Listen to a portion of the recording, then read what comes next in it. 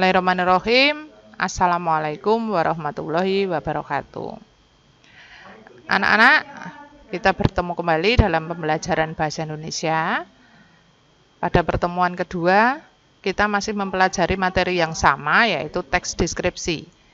Pada pertemuan pertama, kita sudah membahas tentang identifikasi ciri objek, tujuan, dan isi teks deskripsi. Pada pertemuan kali ini kita melanjutkan tentang mengidentifikasi jenis teks deskripsi. Perlu anak-anak ketahui bahwa teks deskripsi itu dilihat dari bentuknya ada dua kategori. Yang pertama adalah teks deskripsi yang berdiri sendiri sebagai teks. Itu contohnya teks dalam buku paket kalian kemarin yang berisi Pantai Parangtritis, Ayah Panutanku, dan lain-lain.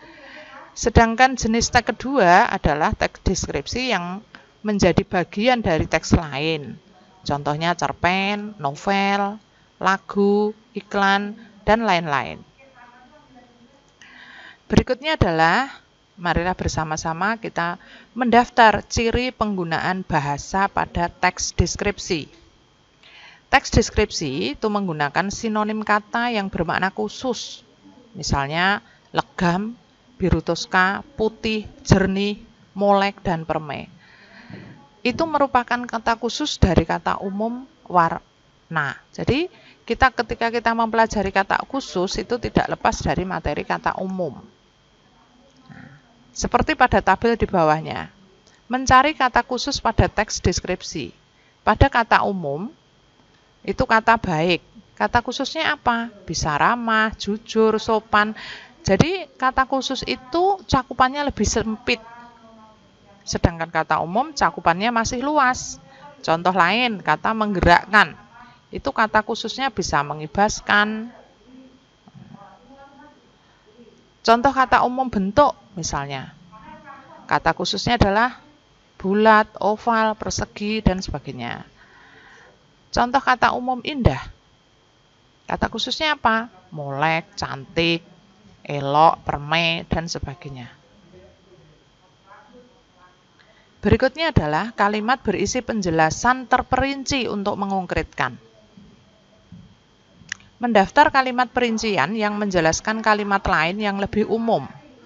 Contoh kalimatnya adalah, ibuku orang yang sangat baik. Apa kalimat perinciannya? Di antaranya adalah, dia berusaha menolong semua orang. Dia ramah, dan tutur katanya lembut kepada siapa saja. Ayahku orang yang sabar. Kalimat perinciannya adalah, dia tetap tersenyum menghadapi masalah. Kelinciku manja. Kalimat perinciannya adalah, ia suka jika dielus-elus dan mengibas-ibaskan telinganya.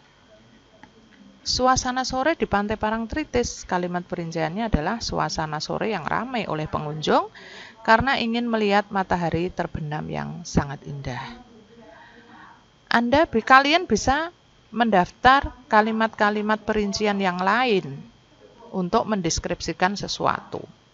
Berikutnya adalah mendaftar semua kalimat yang membuat pembaca itu akan melihat, mendengar, dan merasakan objek yang dideskripsikan. Hal ini berkaitan dengan panca indera. Contoh kalimat yang dapat dilihat atau sesuatu yang berkaitan dengan indera penglihatan misalnya. Terlihat tebing yang sangat tinggi. Rambutnya putih beruban. Alis tipis seperti semut beriring. Bulu yang lebat, putih, dan bersih.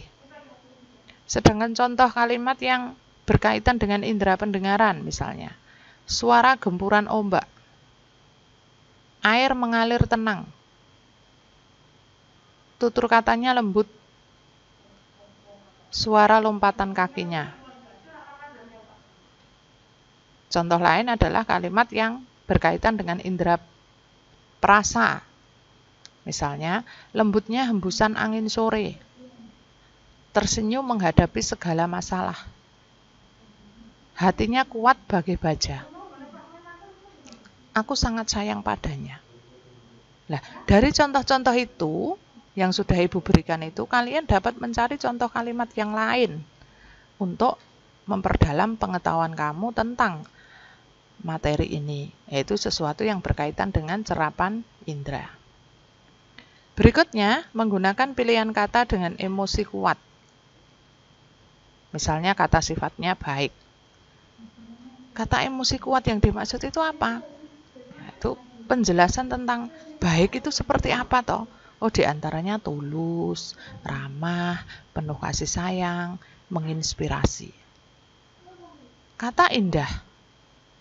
Kata dengan emosi kuatnya apa? Mengapa tadi dikatakan indah? Ternyata adalah elok, molek, permai, menakjubkan. Kata kuat.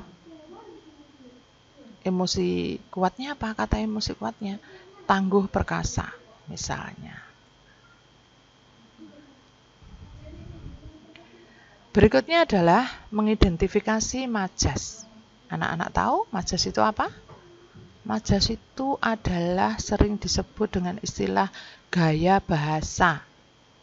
Tentunya kalimat yang menggunakan majas itu bermakna konotasi atau kias.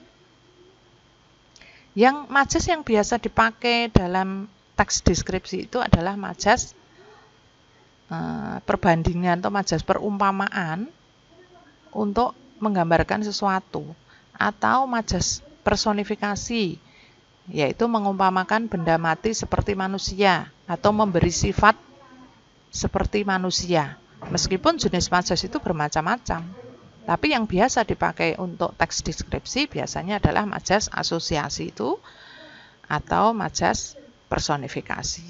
Contoh kalimat bermajas. Batu karang besar siap menjaga gempuran ombak yang datang setiap saat. Kalian tahu batu karang besar itu benda mati atau benda hidup? Dia adalah benda mati. Tapi dikatakan siap menjaga. Seolah-olah ia mempunyai sifat seperti manusia. Yaitu siap menjaga. Itulah yang disebut dengan majas personifikasi. Contoh kedua. Bagai air yang mengalir tenang tetapi sangat dalam. Kalimat ini menggunakan majas asosiasi atau perumpamaan. Jadi cirinya itu menggunakan kata bagai, seperti, bak. Itu menggunakan majas perbandingan atau perumpamaan. Kalimat ketiga, mukanya bersinar seperti bulan. Itu menggunakan majas perumpamaan atau perbandingan. Contoh yang lain adalah matanya coklat seperti madu yang menyejukkan untuk dipandang. Contoh lain misalnya, bak si buta diberi kaca. Dan seterusnya. Carilah contoh kalimat bermajas sebanyak-banyaknya.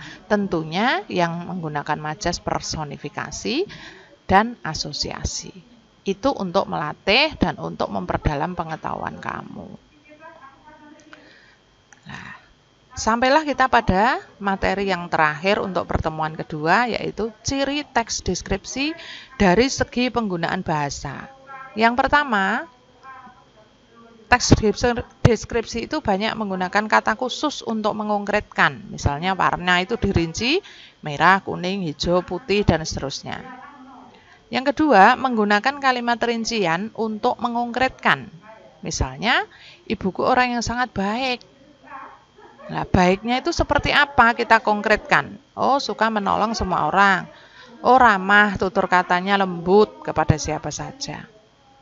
Berikutnya, menggunakan kata sinonim dengan emosi kuat. Misalnya, kata indah itu diungkapkan dengan sinonim yang lebih memiliki emosi kuat.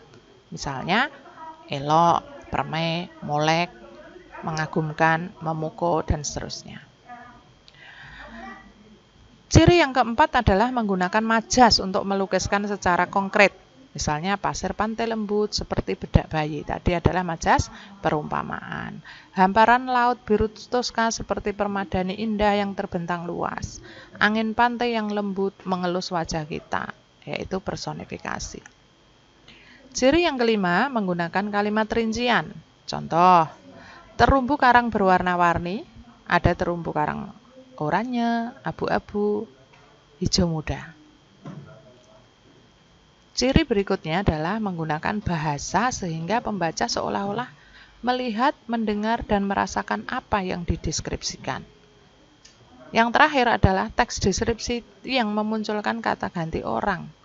Misalnya, kucingku, ibuku, ku itu sebagai kata ganti aku. Memasuki wisata ini Anda akan disambut bla bla bla bla. Nah, demikian anak-anak, materi kita pada pertemuan kedua ini sampai di sini dulu. Anda lanjut mengerjakan modul.